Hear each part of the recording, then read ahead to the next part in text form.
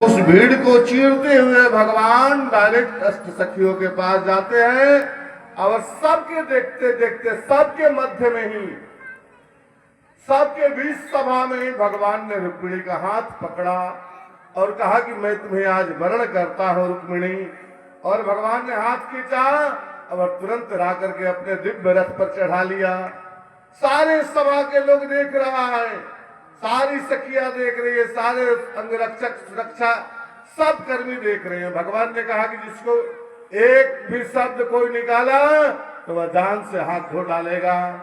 और भगवान ने तुरंत रुक्मिणी का हाथ पकड़ा और अपने दिव्य रथ पर बैठा लिया और बैठा करके रथ को अपने हाथ से महाराज हाँकना शुरू किया, लगाम लगाया अपने हाथ में। और महाराज वहां सबके देखते देखते 9, 2, 11 सखियों ने हल्ला किया, ले गयो ले गयो ले गयो ले गयो।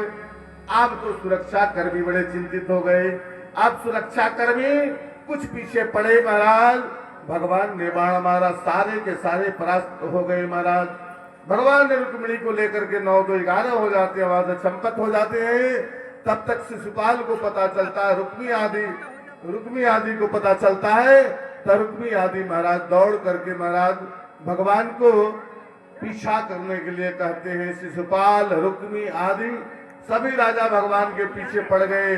तब तक महाराज उधर से बलदाऊ जी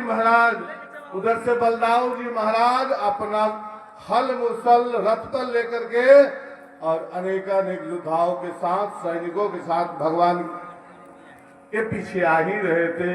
भगवान को रुक्मिणी के साथ जाते हुए देखा तो कन्हैया को बलदाऊ जी ने कहा, कन्हैया चिंता मत करो, तुम चलो, हम इन लोगों से निपट लेते हैं महाराज। तुरंत बलदाऊ जी आगे बढ़ करके अपना हल मुसल लगाए और सारे राजाओं को एक ही बार में परास्त कर दिए महाराज। प्रेम से बोलो बलदाऊ जी महाराज। बलदाऊ जी अपना हल मुसल लगा करके समस्त दुष्ट राक्षस राजाओं को महाराज एक ही बार में परास्त कर दिए। अब तुरंत रुक्मी को भगवान बलराम जी ने बांध लिया और बांध करके पहले उसका सिर मुड़वाया और कहा कि बोल, मार दिया जाए कि छोड़ दिया जाए। तब तक भगवान कृष्ण का रथ रुक गया। रुक्मिणी ने देख लिया मेरे भैया को बुरी दशा कर दिया है। बलदाऊ जी ने हाथ जोड़कर प्रार्थना किया रुक्मिणी ने, प्रभु बलदाऊ जी महाराज मेरे भैया के साथ ऐसा दुष्कर्म न किया जाए।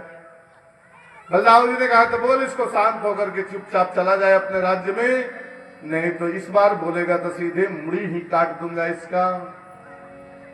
रुक्मिणी ने कहा कि भैया यदि जिंदा रहना चाहते हो तो तुम चुपचाप चले जाओ।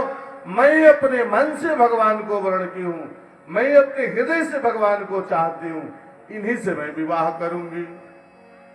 मेरे मन के विरुद्ध आप आचरण करके शिशुपाल से मेरा विवाह तय कर दिए थे, इसलिए मुझे यह कदम उठाना पड़ा। मैं इन्हीं के साथ शादी करूंगी तो ठीक है, दूसरे के साथ मैं शादी नहीं करूंगी। रुक्मिणी ने सुन करके बड़ा लज्जित हुआ।